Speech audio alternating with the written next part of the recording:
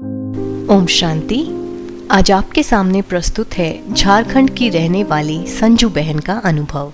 संजू बहन 2007 से ज्ञान में है। बात 2015 की है। संजू बहन की तबीयत अचानक बहुत ज़्यादा बिगड़ गई। हालत ये हो गई कि बिस्तर से उठना बैठना ही बंद हो गया। वो एक कदम भी नहीं चल पा रही थी और ना ही कोई काम कर पा रही थी। वो अब हर वक्त बिस्तर पर ही पड़ी रहती। उनके शरीर में जैसे ताकत ही नहीं बची थी। ऐसे में उनकी माताजी उनके पास कुछ दिनों के लिए रहने आई।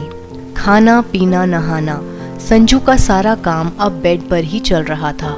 संजू लेटे लेटे ही बाबा को याद करती, क्योंकि बैठने की शक्ति उनके शरीर में नहीं बची थी। इसी तरह 7-8 दिन बीत गए।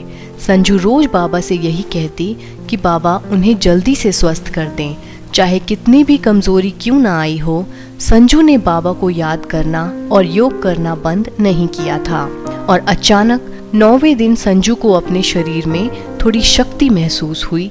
उन्होंने अमृत वेला योग उस दिन बाबा के कमरे में एक व्हील चेयर पे बैठकर किया। अभी योग में कुछ पल ही बीते थे कि संजू को ऐसा लगा कि जैसे किसी ने उनके माथे को प्यार से चूम लिया हो।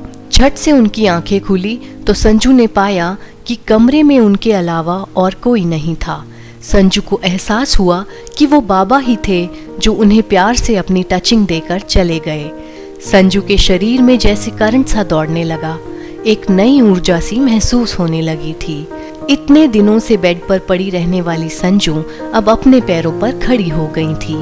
बाबा की एक टचिंग ने उन्हें बिल्कुल स्वस्थ कर दिया था। तो देखा आपने, परिस्थिति चाहे कितनी भी कड़ी हो, अगर हम उस समय भी बाबा की उंगली थामे रहते हैं तो बाबा हमें फूल की तरह उठाकर खड़ा कर देता है। बाबा की टचिंग में ऐसा जादू है कि बड़े से बड़ी चट्टान भी हवा में उखड़ जाती है। समय बड़ा कठिन आने वाला है। दिन प्रतिदिन अचानक यह प्रकृति अपनी हलचल बढ़ाती जाएगी। यह कम नहीं होनी है, बढ़नी ही है। तो अगर हमें इन पेपर्स में पास होना है तो हमें अपनी बुद्धि को हर समय बाबा से जोड़े रखना होगा और कहीं भी बुद्धि ना जाए। बस बाप और मैं बुद्धि को जहाँ लगाना चाहें वहाँ लग जाए।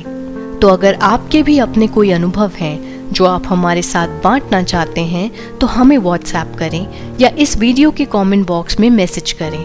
हम आपके लिए यूं ही नए भाई बहनों के अनुभव लेकर आते रहेंगे। आप अपना प्यार और विश्वास बनाए रखें। ओम शांति।